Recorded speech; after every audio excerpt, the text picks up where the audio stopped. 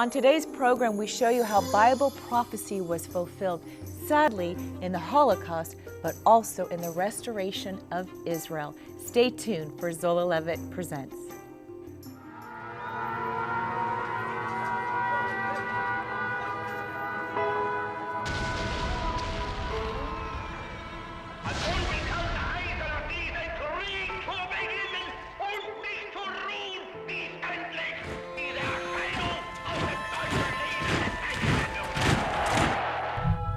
I will console those who mourn in Zion, to give them beauty for ashes, the oil of joy for mourning, the garment of praise for the spirit of heaviness, that they may be called oaks of righteousness, the planting of Adonai, that he may be glorified. Shalom Chaverim, welcome friends to our program. I'm Miles Weiss. And I'm Catherine Weiss, and we want to welcome you to our new series, Beauty for Ashes. You know, Miles, we've been broadcasting, or Zola Levitt has been broadcasting since 1979. Yes. We've been teaching on Israel, prophecy, the Jewish roots of our faith. Yes. But we as an organization have never made the journey to Auschwitz, and it was very sobering. It was very sobering, and you warned me that it would not be like the 30 or so times I've been to Holocaust museums. Everyone tried to give me a sense that it was much different and much heavier, and the impact was so poignant. And you know, one of the things we want to make sure we are clear with you is that the impact of the Holocaust did not produce the state of Israel. It was not just sympathy for the Israelis, for the Jewish people that led to the establishing of the state of Israel, but it was in fact the fulfillment of Bible prophecy, going back to Abraham, Isaac, and Jacob. Think about this, that Isaiah said 800 years before Yeshua was born, to console those who mourn in Zion, to give them beauty for ashes, pe'er tachat efer, and shemen sason tachat evel, the oil of joy for mourning. It's incredible how God takes the most difficult hardship that it's unimaginable. We don't understand the scope of Auschwitz. Right. 1.1 million people died there. Right.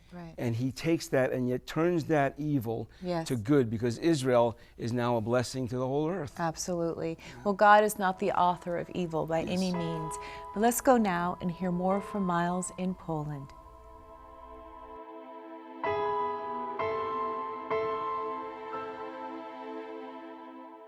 800 years before the birth of Yeshua, the prophet Isaiah said, "Woe to those who call good evil and evil good." We're standing at Auschwitz. The sign above me says, "Work makes free." 1.1 million people died here, but the setup for it happened because of the defeat in World War I. But the only way to understand this is to recognize that an ism will not explain this, that a paganism, a pantheism, a humanism cannot explain this. The only thing that explains this is what Isaiah said, is that there is good and there is evil. Woe to those who call good evil and evil good. When the Jewish people came here and saw the sign, "Work makes free," they thought they were coming to a work camp. They thought they were going to be saved from the dangers of the war. And they had no idea that what was being set up here was the fulfillment of Adolf Hitler's vision from hell.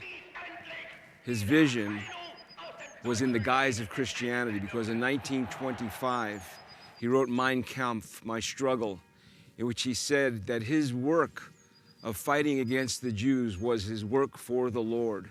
And in that way, he deceived Christian Europe. And he helped to set up the circumstances where a weak church was unable to push back against the Nazism that was growing in Germany. We're in Poland, which was taken over by Germany.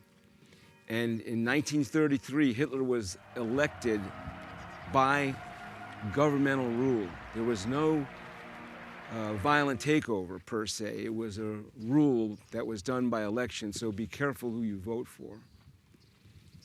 Here in Auschwitz, the deaths are unfathomable. When I was growing up in New York, I saw people that had a tattoo on their arm, and they never spoke about it. They never spoke about the Holocaust. They never spoke about what happened here. We say in Hebrew, Shoah, meaning calamity. Holocaust is a Greek word, two Greek words, meaning into the fire or sacrifice by fire. And some people in Israel are offended by that because they think that others believe it was a sacrifice to God, which is absurd. What this is a temporary triumph of evil.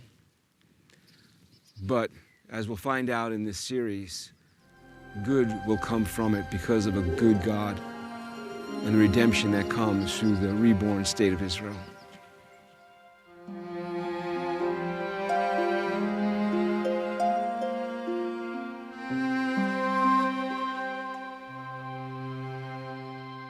One of the survivors we were able to interview was Noah Klieger.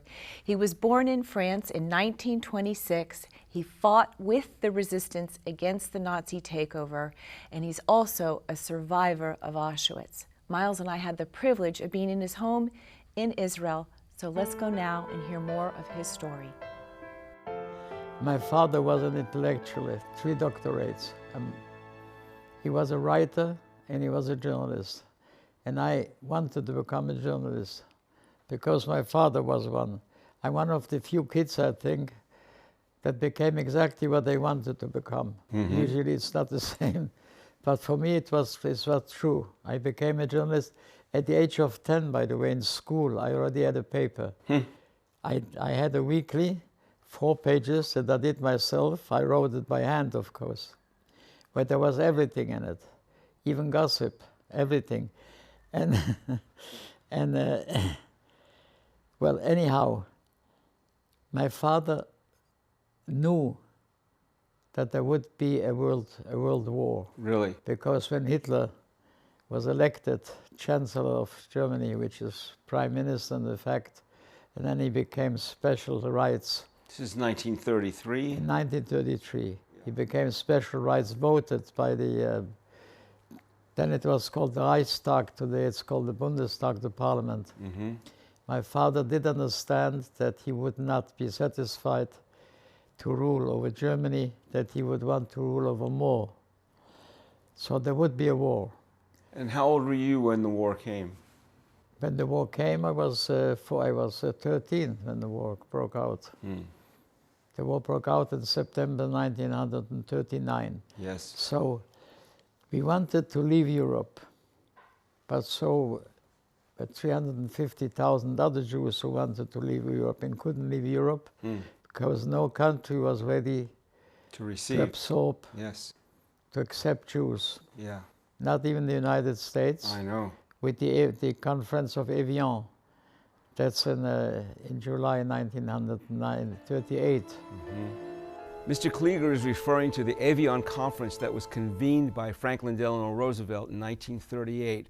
This was in response to the fact that in 1935, the Germans had stripped the Jews of their citizenship. So there was 900,000 Jewish people who didn't belong anywhere suddenly. And the nations were attempting to understand how they would deal with that.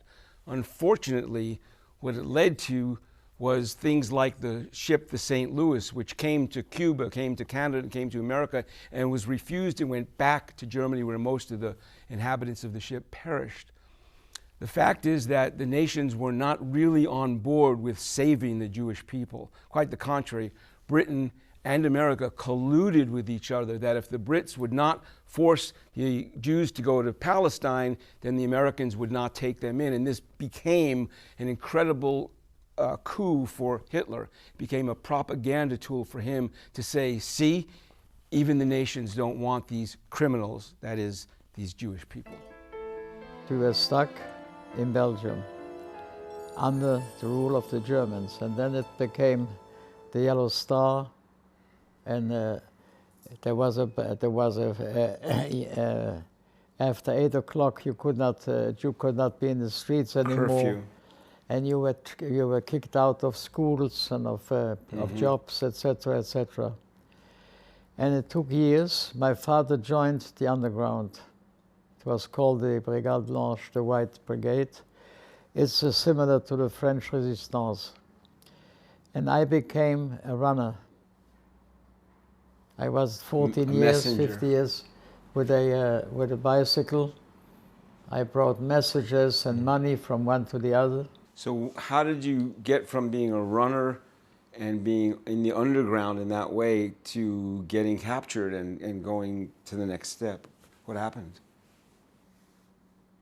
I was a runner for some 2 or 3 years. We were working there. And then they started to arrest Jews. In 1941 already, they gave an order to thousands of Jews in Belgium, especially non-Belgian Jews, foreign Jews who lived in Belgium. They gave an order to gather at the train station at a certain date, a certain hour, with 20 kilos you could bring with you to be sent somewhere. Nobody knew where. They didn't even lie about where you were going, just somewhere. No, somewhere. Now we were brought to Limburg, which is in Belgium, on the Dutch border. It's the area of the coal mines, and we were put into little houses where the Czech and the Polish workers, usually Czechs and Poles, worked in the Belgian coal mines. They had left. They went back to their countries. So these little settlements were empty. My father was arrested because he was a leader of a movement of an illegal movement in Limburg, with some of the Czechs who were still there, and some of the Poles and some of the Belgians. He was arrested and sent to a concentration camp. And the camp was Brendonk in Belgium, one of the worst camps you can imagine. Did you know where he was? Yes, sure, we knew where we were, sure. And then I became active in a movement of the former Zionist youth organizations. We had a movement. We smuggled young Jews through Belgium, from Belgium through France into Switzerland. Switzerland was neutral. Yes. And we smuggled them to a little place called Moucron on the French-Belgian border. Half of it, by the way, is French, half of it is Belgium. And like every French or Belgian town, there were more cafes than apartments. In each house there was a cafe. And we were always meeting with one of the smugglers. I was meeting with 2 or 3 or 4 of my young people. They all had fantastic papers, of course.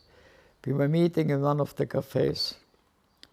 And I handed them over to the smugglers, and they all went to Switzerland, about 270 of them. And then we didn't find anyone anymore. So then we decided to go ourselves to Switzerland, the 7 of us. And as we were 7 and we could only take 3 or 4, we split into 2 groups.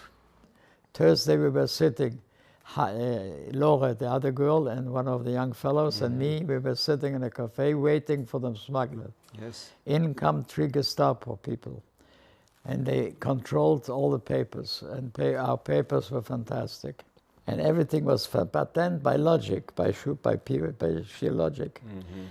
There were 30 or 40 Belgians there drinking beer, 30 years, 40 years, 50 years old. The only 3 very young people were the 3 of us. So they must have concluded, rightly so, these must be the 3. And then the one said to me in his French, he said to me, come with me to the toilet. And I said, why should I go with you to the toilet? And he said, because I would like to see if you're Jewish. Oy. And then I didn't understand that everything was lost already. And then I said to him in German, in a much better German than he spoke French. I said to him what exactly I think about him, Oh boy. and about his country, and about Hitler. And so I landed in Auschwitz finally. We had been told that you're going to a working camp, a labor camp. And we did believe in it. Why did we believe? It was in January 1943, after the Battle of Stalingrad. Germany had lost the war in Stalingrad.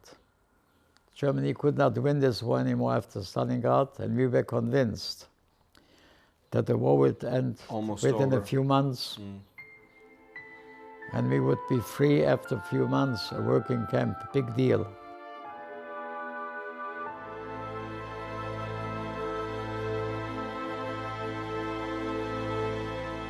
You know, the years leading up to the Holocaust were very dark times. They were very hopeless for the Jewish people. And Miles, you know, the devil is always looking for a scapegoat, and he found it in the Jews. Yes, well, that hatred goes back to the Garden of Eden. This is not something that happened in the 20th century. We have to remember that the overarching heart of the Lord is for good. Right. I think about Jeremiah, and I know the thoughts that I have towards you, plans and thoughts of good, not evil, to bring you an expected end, even through this dark time. Right. That's always the heart of God. Think about Jeremiah 16:15. God promises that he would bring the people from the north, the south, the east, and the west and plant them in their own land. And that goes all the way back to Genesis 17, when God promised the land to Abraham, Isaac, and Jacob, who is Israel. The number of people with first-hand memory of the Holocaust is dwindling, but the importance of remembering this atrocity and paying tribute to both victims and survivors remains as significant as ever.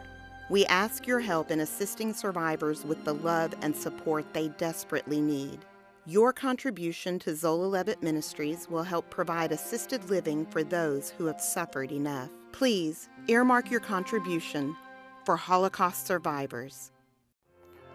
Hi, you know, a lot of things are going on in the world today, and especially in Israel, and this news needs to be told through this lens. That's what we do here at Zola Levitt Presents, and we're only able to do it because of your generous donations. And we just wanted to remind you, please keep giving as you are able, and we will keep doing what we do as well. Thank you so much. For insightful perspectives on Israel and Bible prophecy, ask for our free monthly newsletter, The Levitt Letter. At levitt.com you can read the newsletter, watch the TV program, or visit our online store. Stay current with us on social media via Facebook and Twitter. Come with us on a tour of Israel or Petra, or a cruise to Greece and Ephesus. Please contact us for more information. Miles and I want to invite you to come with us to Israel. You will never be the same. Your faith will be increased. Your heart will be expanded to see what God has ordained from the foundation of the world, that his people would be brought back to the land and that it would flourish. After 2,000 years of scattering, God fulfilled his promise and brought the Jews home. Yeah, I love to, when we first started going to Israel many years ago, we heard the proverb, it's an Arabic proverb so-called, that they said that when the Jews returned, the land smiled. And I think we see that every time we go. Amos 9:15 says that we would be planted in the land, never to be uprooted again. It sounds like this: Velo yinatshu od me'al admatam asher natati lechem. I will put them in the land, and they will never be uprooted again. And that's what we see in Israel. Well, it all began in Independence Hall. The modern version began at Independence Hall in Tel Aviv. So let's go there now.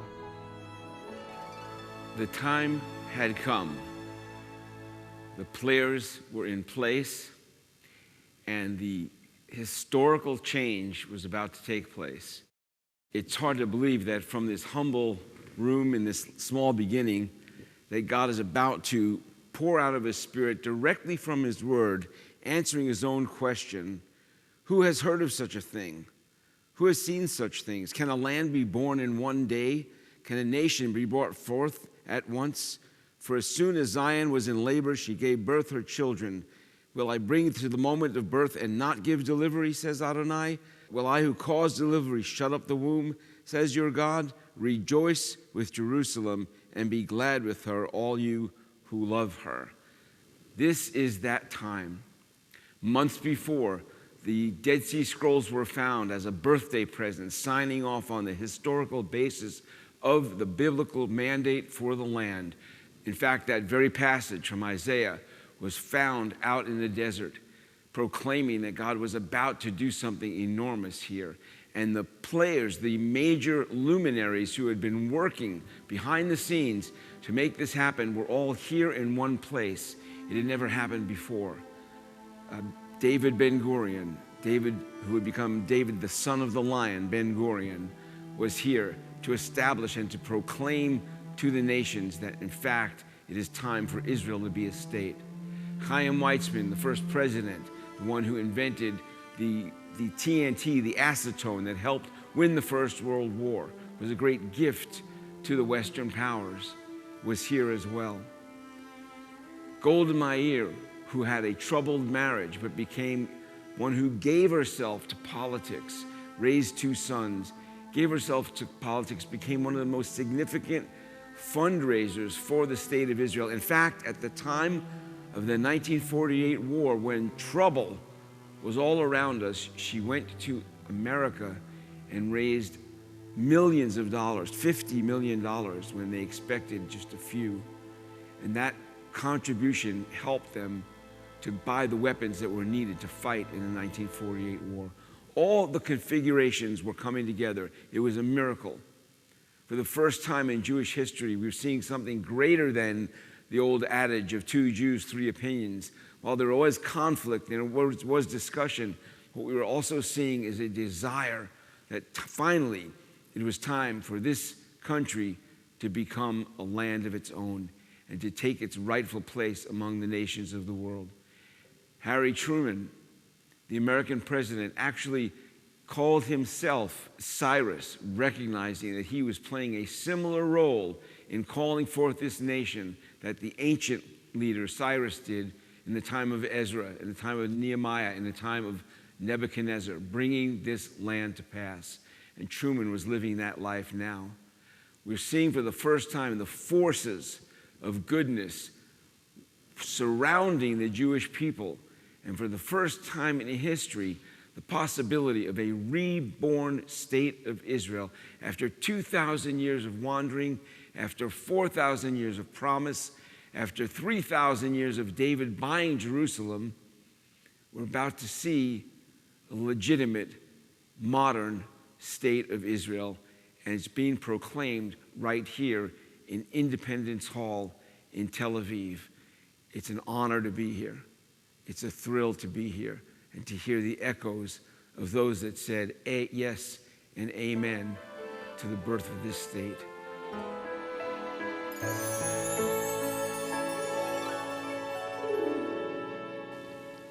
Following the horrors of the Holocaust, centuries of persecution and dispersion, we see finally gathered in this simple room the luminaries of the day prepared to create the state of Israel. Wow, it's a fulfillment of Theodor Herzl's dream. He had a dream that there would be a homeland for the Jewish people.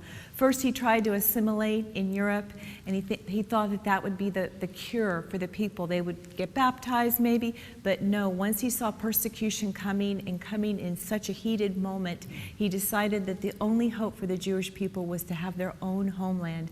And he prophesied, he said, I may not see it, but it might happen in 50 years. And it happened just like that. 50 years after him speaking these prophetic words, it came to pass. He released a prophetic destiny over the Jewish people. It was Chaim Weizmann that was listening to him as a young boy, and he had a dream. He had a dream that there would be a revival of the Hebrew language, that the people would go back to the land and work the land for themselves, because he believed that the land needed to be worked by the Jewish people.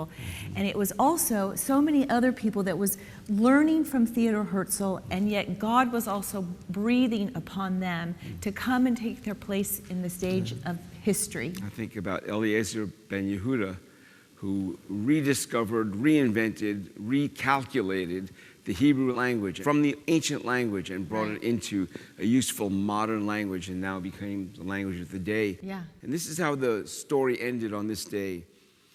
David Ben-Gurion made this statement: in the city of Tel Aviv, on this day, the eve of the Sabbath, on the 5th of the Hebrew month of Iyar, May 14th, 1948, praised are you, our Lord, our God, having granted us the ability to have reached this day.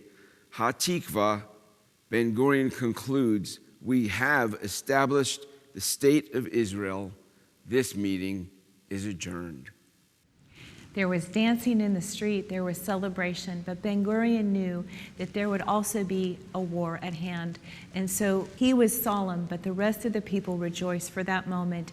And you know the rest of the story. It was by a miracle that it was born in a day, and it was by a miracle that this nation has been kept.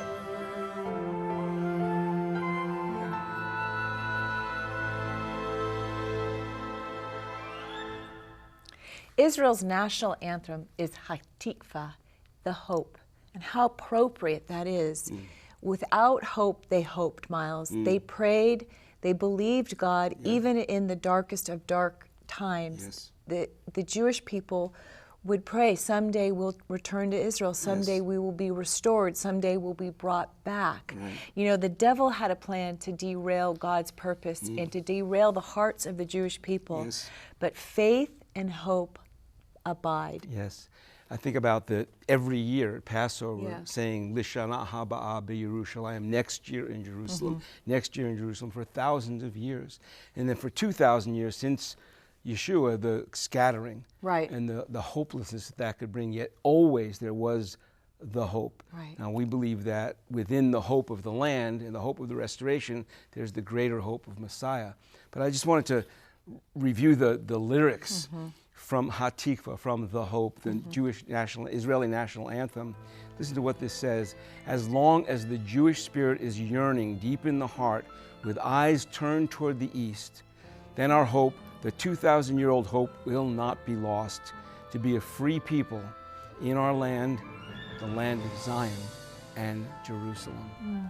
Wow. You know, I want to encourage you, if you are going through a tough time yourself personally, if you feel like you have lost hope, that God is the God of all hope, and that in His Word you can find a shelter and an anchor that will take you beyond the veil. That's the hope that we hope that you would receive from Him and have eternal life. That's great. Yeah. And so as we leave you today, we always want to remind you, Sha'alu Shalom Yerushalayim. Pray for the peace of Jerusalem.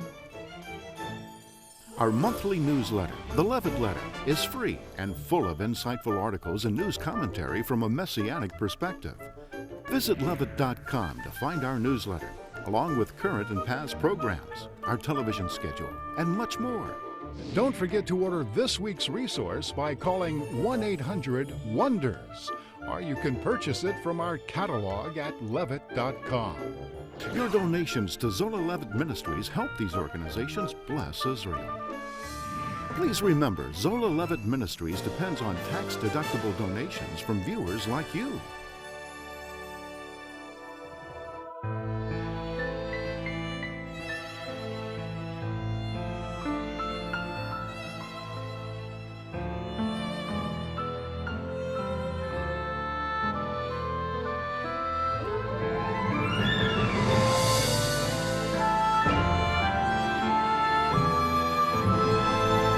This has been a paid program by Zola Levitt Ministries.